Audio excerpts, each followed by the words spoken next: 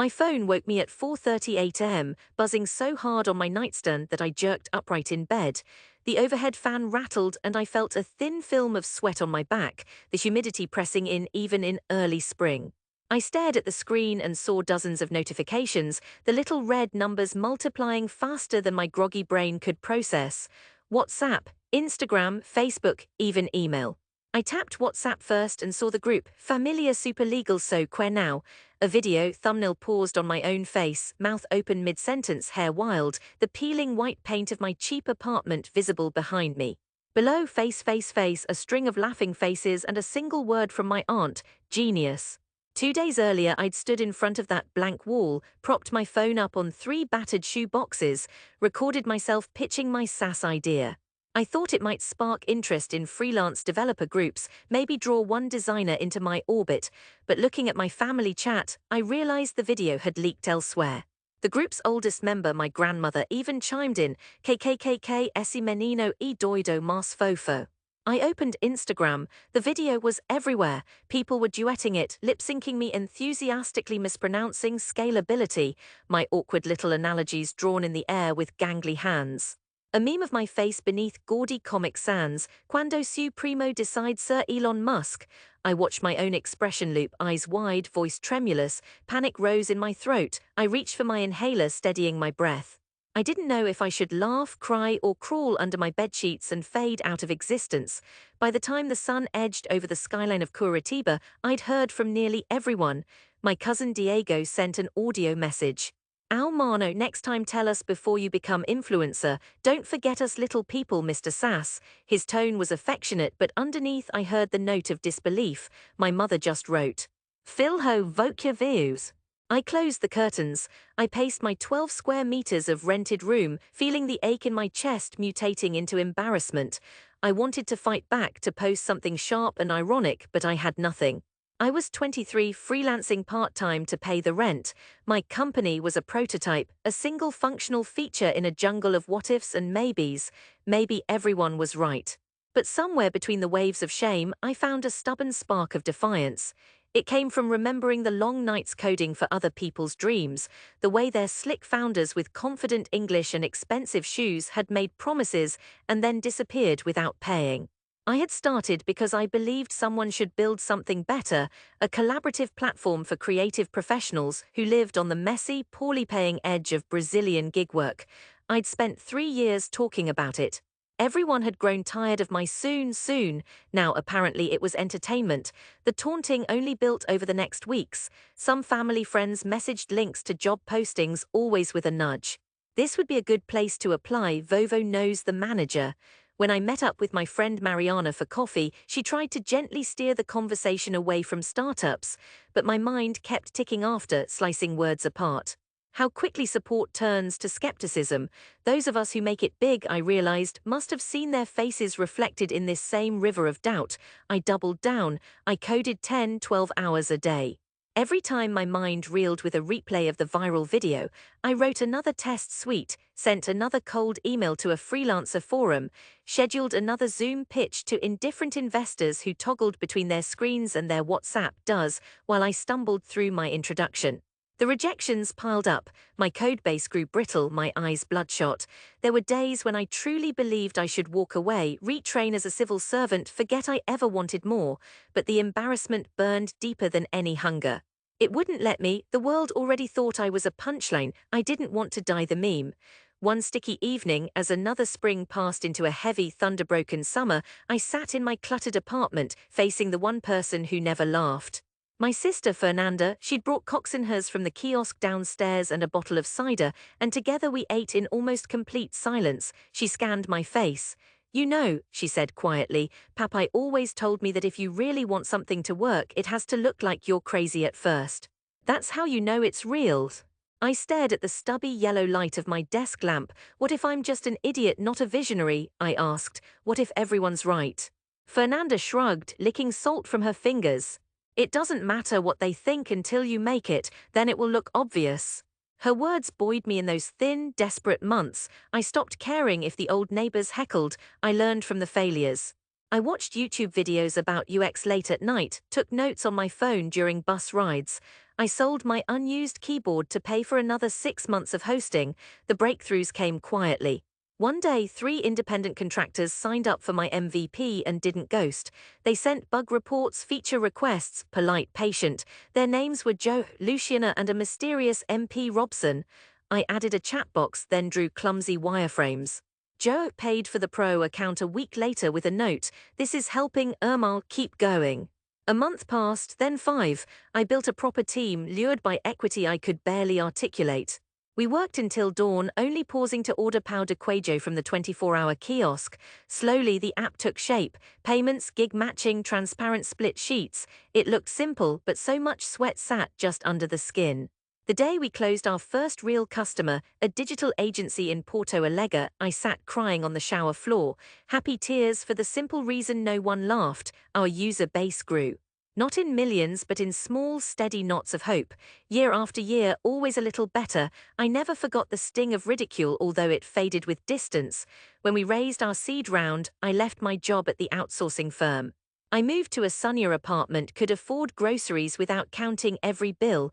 I saw Fernanda every week, brought cocksinhers as thanks, but still I avoided family gatherings.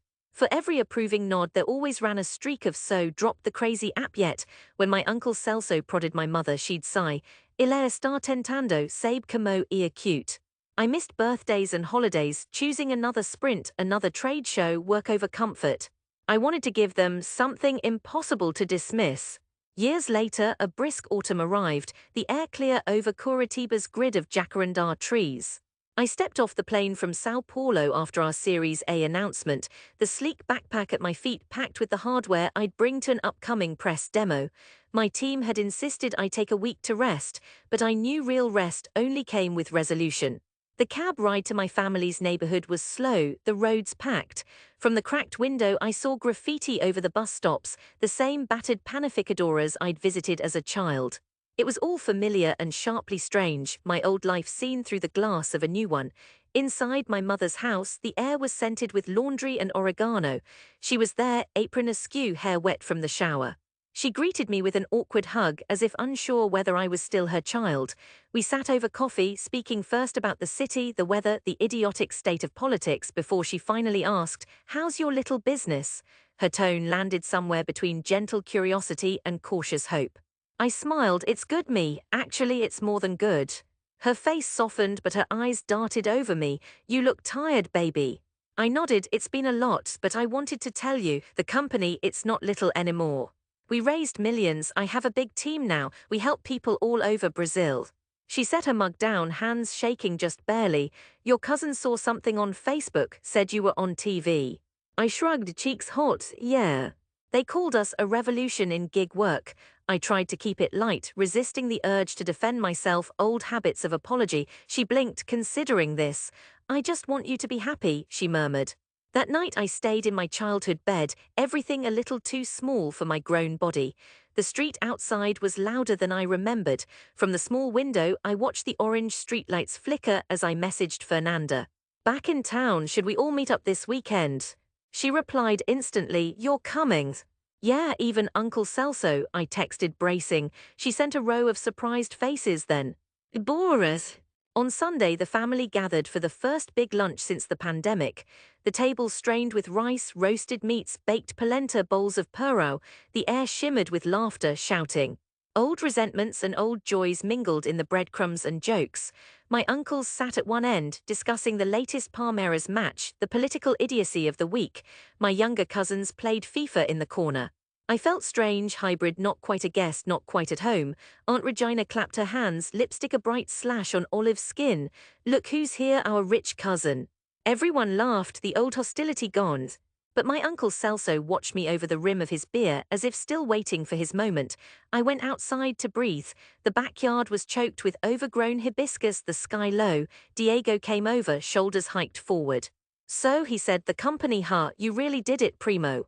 "I did something," I answered. "It wasn't what people thought." He grinned. "You showed them, let's see." My pulse quickened. The moment I'd visualized for so long was here. In my backpack sat the new tablet, branded with my company's logo, fully loaded. My hand trembled a little as I opened it, my voice steady in a way it never was online. "Come here," I called. Let's bring the family in.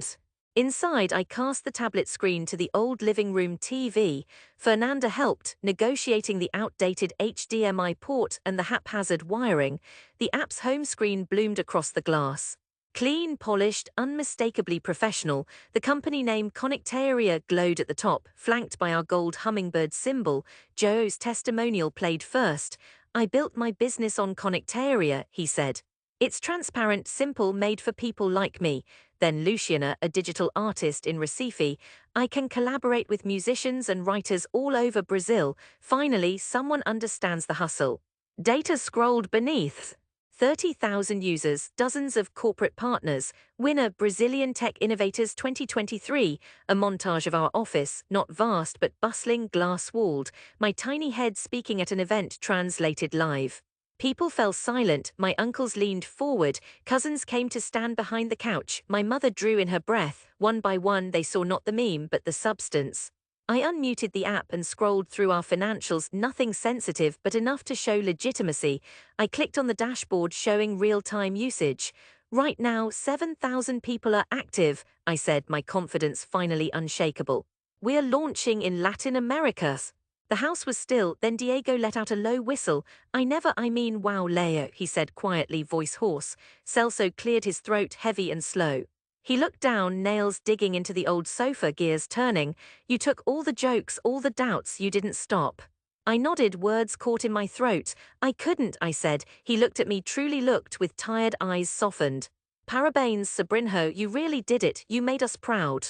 It cracked something open inside me, not just relief, but the validation I'd chased even as I pretended I didn't need it. Around the room, I saw family with a new slant, not the voices of ridicule, but companions to my struggle, spectators transformed by proof. The rest of the afternoon passed in a blur. I answered questions about hiring, taxes, user flows. Fernanda slipped her hand in mine under the table, grinning. Later, after dessert, I stepped onto the porch, the air cooler now as twilight settled over the street. I stood among the stories of my own failure, now revised, not erased. A few neighbors watched me over their fences. My mother came out and hugged me, head against my shoulder. Disculpa, Filho, she whispered. We should have believed sooner. I closed my eyes, breathing in her scent, the coolness of home. It's all right, me, I said. Sometimes you have to see it to believe it. That night, as I walked the old roads back to my own apartment, I struck the perfect balance between past shame and present courage. The ridicule was not my whole story. It was the soil that nourished my refusal to surrender. And for the first time, coming home meant more than proving a point. It meant finally belonging not as a meme nor as an outsider, but as myself, dream intact and shining.